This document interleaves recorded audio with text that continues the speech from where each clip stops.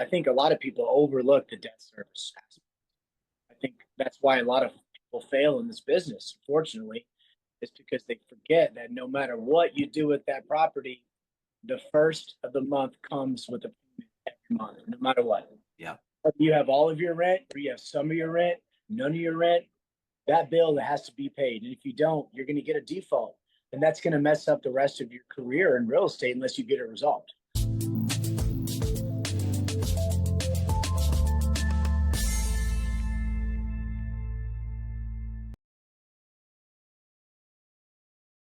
Good afternoon, friends. This is Caleb David, your host of Commercial Real Estate Unfiltered. And today we are joined by Culby Culbertson, and he is the founder of Culbertson Holdings, a Dallas-based capital advisory firm that has closed over $550 million in loans across 12 states. He specializes in structuring debt and equity for commercial real estate, and he's also an active investor. Culby, welcome to the show. Yes, sir. Likewise, Caleb. Thanks for having me. Absolutely. So maybe give us a little bit of background about yourself. I know you're based in Dallas. Were you born and raised there? And I know that you were in the oil and gas industry and made the jump over to commercial real estate. Maybe give us some highlights of that journey. Yeah, absolutely. So born and raised in the Dallas area, went to Texas Tech once upon a time. At the time, the thing to do, especially out west, is to get into oil and gas. So I was given the opportunity to go down a little bit south of Lubbock to Midland, Texas, and I Oh, worked. yeah. Beautiful country. Yeah, so it was oil country in 2016, 17 area. The oil and gas industry did a little bit of a dip, if you recall, which, to be honest, I was in West Texas at that point for like 7 years, six. I was like, okay, I'll go back to Dallas. You got me. So, okay. I came to Dallas, and then I've been kind of in the front office sales, business development space, kind of worked my way into the real estate world around 2018 and found the capital markets business to be very interesting. And we've done a great job of expanding that scope, and we've really made a stamp in the business, and we really enjoy it. That's awesome.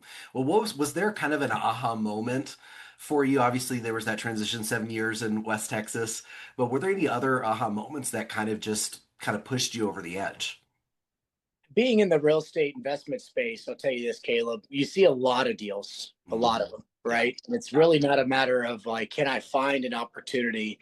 It's a matter of your best use of time and also can you get them done? And what I realized very quickly is that it all really kind of boils down to the debt, Hmm. right? And walk outside your house today, Caleb, and take a stroll down the whatever road you're on, I would bet a pretty significant amount of cash that there's debt on every single one of those buildings. Yeah. When I started kind of like thinking about that, every building I drove by, hotel, a self-storage facility, an apartment facility, whatever it may be, a Walgreens, some of the more like those common stores you walk into, Yeah.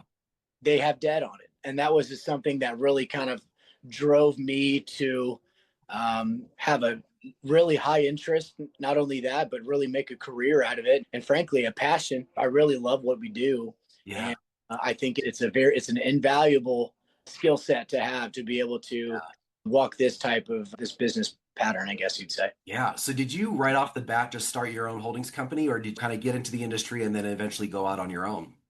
So I helped another gentleman start a company in capital markets. We pretty much started on his poker table in his living room. And we grew that company out between he and I in his living room to like a 15-person company, a two-story office building doing about 300 to 350 million in loans a year. Just as business goes, people Yeah. grow, people have different point of view. And perfectly fine. He and I are still in good terms and decided to go this way. He went that way and he's still Yeah. doing the job. And here we are. We did 100 million in loans last year. So That's amazing. I think that everything works out for a reason. Yeah, absolutely. Well, what are some, I mean, there are tons of real estate gurus out there, and I use gurus with air quotes. What's one of the biggest lies that they're selling right now about commercial real estate today? That's a good question, Caleb. And I'm going to be delicate in my answer because I know a lot of them. But what I'd say is this. What I say is the webinar that you saw back in 2021, 2020 was selling hopes and dreams, Yeah. right? What they are doing a good job of today is explaining that they are starting in a new cycle, Mm, right? So what they used to oversell is like promised returns. We just say, look, we're getting in this deal. It's a fantastic deal. There's no way that you're going to lose money. There's no risk. It just and the reality is there are cycles and there's things that happen in the yeah, market like you just foresee. And I think we realize that with a few different factors in that time period. COVID's one, rates are one, change of presidency is one. There's just a lot of things that can happen that really change the market for the good and bad. right. That what some of those syndicators and the gurus failed to mention is that hey, this is not easy. If it was easy to do, Caleb, we'd all just be on Right. jet. We'd be going to countries we can't pronounce. We'd be drinking mai tais on a beach somewhere. Yeah, Not easy. It's not. It yeah, takes capital. It takes really diligent underwriting, yeah, and it takes a lot of time. Right. I think yeah, that's for what sure. a lot of people overlook is time. Yeah, Right. I mean, everybody thinks it's all going to happen overnight, and that's gurus and the syndicators. Unfortunately, that's what they kind of promise. yeah, All you got to do is invest your hard-earned money into my deal, and voila, just like that, you're going to be an experienced investor. Frankly, Caleb, that's just not right. that's how the game is played. So I think that's kind of I wouldn't call it like a lie, right? I don't want to say Sure. they're not doing anything malicious. They're doing their job. They're raising Right. money. But me as an investor myself, the last thing I tell people getting into my deals is that it's going to be easy. Yeah. Yeah. Yeah, and I think that's the narrative, right, that we've seen for probably the last 20 years is like that real estate buzz, there's all the buzzwords, and now there's a whole lot of talk about a commercial real estate crisis. The loans coming due, people, like landlords having to refinance. Where are you actually seeing real distress and opportunity in the market right now? That's a good question. So I'll give you a two-part answer. So from a distress standpoint, we're seeing a lot of office deals come to light. A lot of folks want to do the conversion thing, which is fine. A lot of work that goes into that people just overlook. Conversions also come with a lot of infrastructure change. There's inevitably going to be more than one capital market event for that to make sense. And then from a distress standpoint, as far as like leasing and debt coverages and things like that, that all goes into play. But as far as I think the real opportunity, in my opinion, is ground up development. Because just like you mentioned, a lot of these properties that people are selling, they're trying to sell it the same way they bought it. Right. And one, and that's just not, it's not possible, Caleb. It's just not possible Yeah. because people were leaning on the rates that they had from a math perspective. People underwrite their deal on debt service coverages, right? Right. So if you have a 3% rate, Yeah. yeah, sure that you could probably stretch your current NOI to get you a higher loan amount, which Mhm.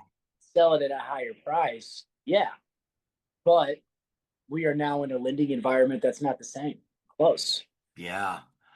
Yeah, well, how would you explain the current state of debt and equity to a local business owner that say they want to purchase a warehouse? We're seeing the industrial market being still continuing to be pretty strong, at least in our market here in Colorado. How would you explain that current state of debt and how would they prepare themselves to make the right purchase?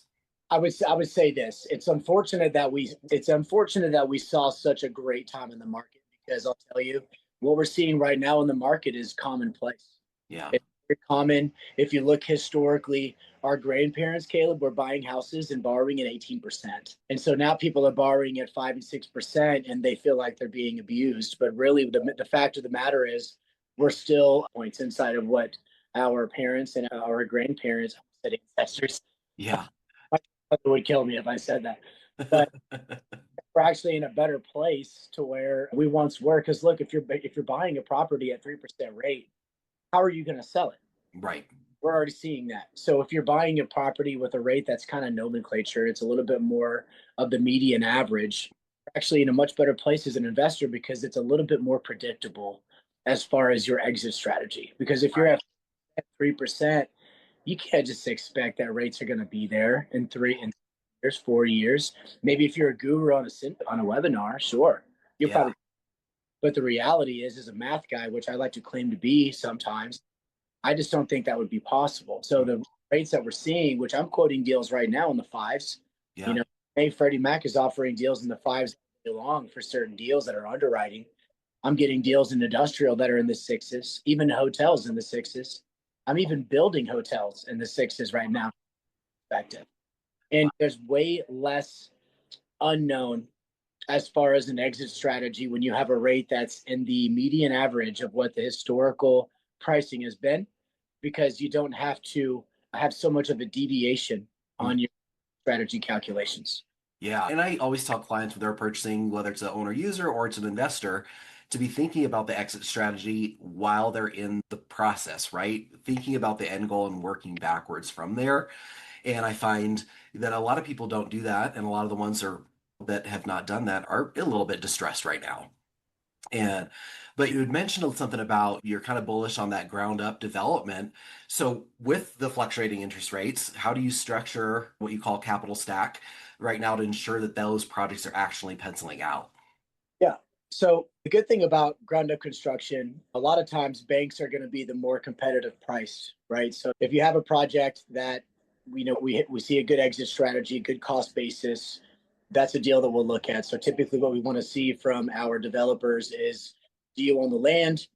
What kind of costs have been put into the deal, Mm. right? So your cost basis as of today, and then also to what your total cost basis is for the entire project, and then use that information as far as a stress test on your loan amount. You can see yield on cost, which is the biggest indicator to see if it's a deal or not. Typically, you want to see, say, 6.75 to 8%, 9%. I mean, if you're above 9%, we are definitely playing ball. I Yeah. think 7% to 8% yield on costs, which is your pro forma NOI divided by your total cost basis.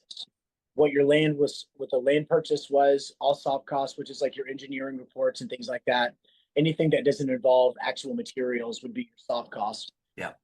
Hard costs, which makes sense, right? So like your all of your materials, your siding, your roof, and all the things that make it a building, that's your hard costs. And if you're able to understand what your cost basis is in your pro forma, then you can understand how you're going to be perceived from an investment standpoint from the outside in. I usually advise people to try to be between 6.75 to 9%. And if you can be in that, we're playing ball all day long. And the Yeah. bank will be at rates at prime to prime plus one, which prime today is at 6.75. So the max rate you're going to see on a bank note is 7.75. The caveat, Caleb, is that banks have de-risked their exposure. Right. Get 80%. 75%, you must have a sweetheart deal where you have an existing relationship with the bank. You're probably seeing 65%. Yeah. Yeah. That makes sense. So what are some of the sectors that you're seeing most ground up development penciling right now? I think a lot of them are making sense from penciling. And what I'm going to say next is not knocking on any investors or developers or anything, but I'll say this: it's very easy to create a pro forma. You can create a pro forma to the market, sure, go on CoStar or Yardi or whatever it may be. You look up a couple CoStar reports and you see a market rate average of $2 a foot, $3 a foot on rent. You slap a 45% expense ratio on there. You do a 3% rent growth and you do a 5% expense growth. That's just numbers on a page, right? Right. The reality is you have interest payments of your construction. And then also once Mhm. you're able to actually start operating as a business, you still have to lease it up. Yep. So pro forma may look really good Yeah. from like theoretically. Yeah. If you don't have a good management plan in place, if you don't have a lease up strategy in place, and you don't really understand the market, not just from a buzzword standpoint, Yeah. right? Your rent growth and your expense ratios and things like that, you have to consider absorption, Yep. supplies in the area. I think in also population densities, what's going on with the job market. Yep. I think there's just other things that go into play, Caleb. And that's why I like playing in the development space. Typically, it comes with a little bit more of a dialed in investor. Sure. Well, yeah, and there's costs like broker's fees, there's tenant improvement allowances that on the front end you're not really thinking about. So I think having that ability to think through all of that and work with somebody like you that is doing the work and is actively knows how to navigate, because it's not just, hey, we're going to build a building and then we're going to put a sign up. There's a lot more that goes into it. So let me ask next, like, how would you underwrite a distressed value add property to make sure, because we're construction costs are just still unpredictable, right? So how do you do with a value add property to ensure that renovations don't completely eliminate any upside? Yeah, that's a good question. So, kind of going back to our conversation regarding cost basis, right? So, you have your purchase price, you have your CapEx budget, you have your pro forma. Okay. So, if you have your purchase price plus your CapEx, that's going to be your cost basis. And you can include all your different costs like your origination costs and your third party reports and your title costs and all the things that you had mentioned too, maybe TI reserves and things like that. All of the costs that go in, anything that you're going to spend a dollar on, dollars, you're going to put that into your cost basis, and then you underwrite that against your pro forma, your assumptions on your management plan. Back to my point about really understanding not just how you're going to buy the property, what's it going to cost you to renovate it. So then you go back to your cost per foot, and then you also look at what your yield on cost is. Yeah.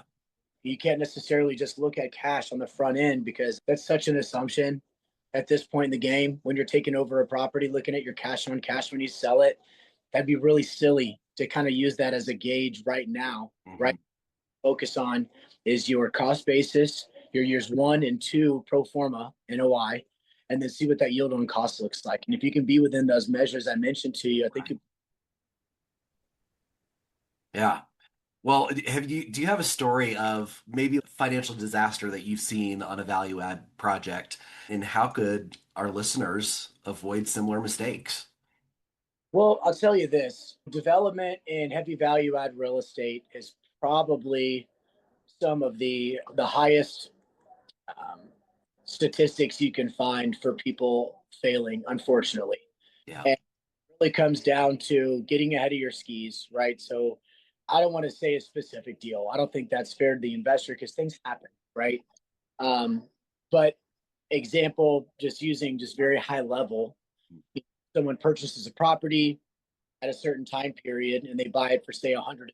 And what they're not taking into consideration is that the cast iron plumbing has not been fully replaced.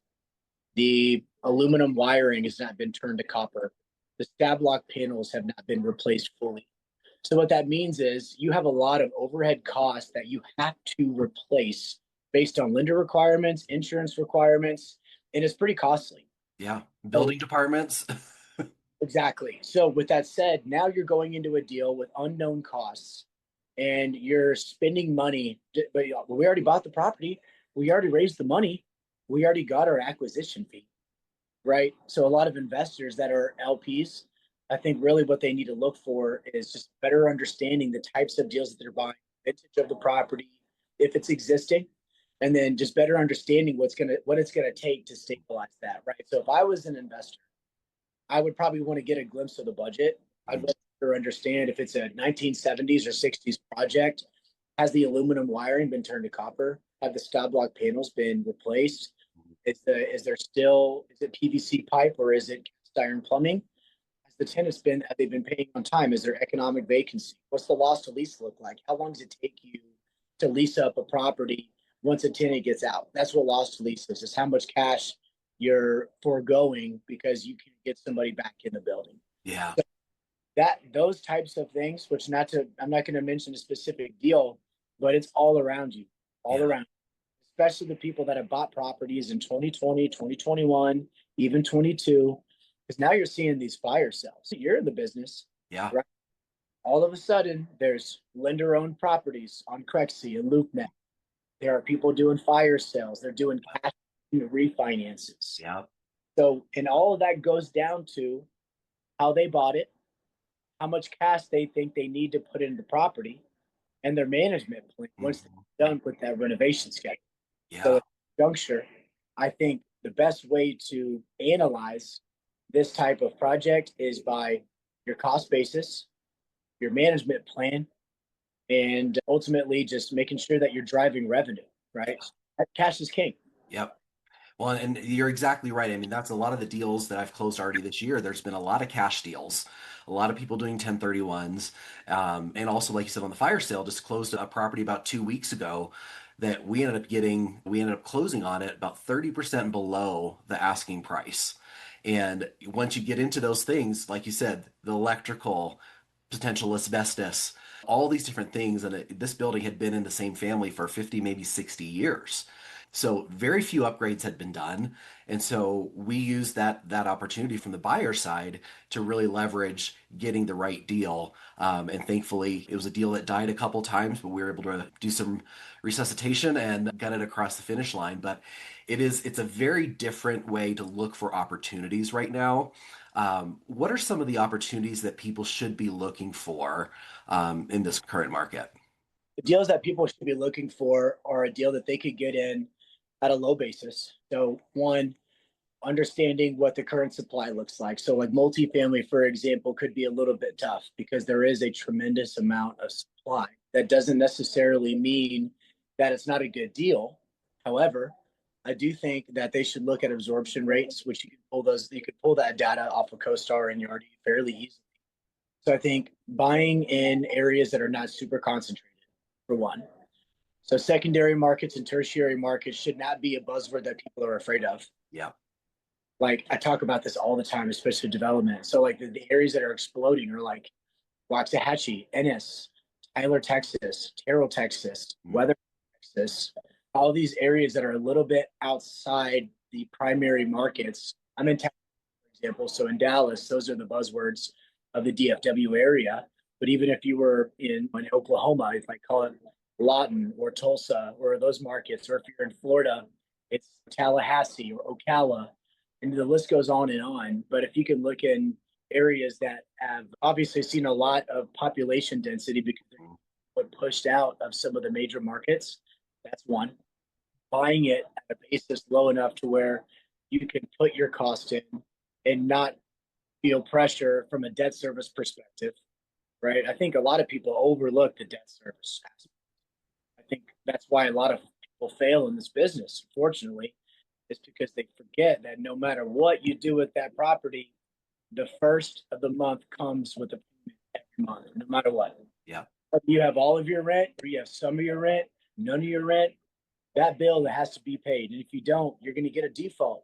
And that's going to mess up the rest of your career in real estate unless you get it resolved. Yeah.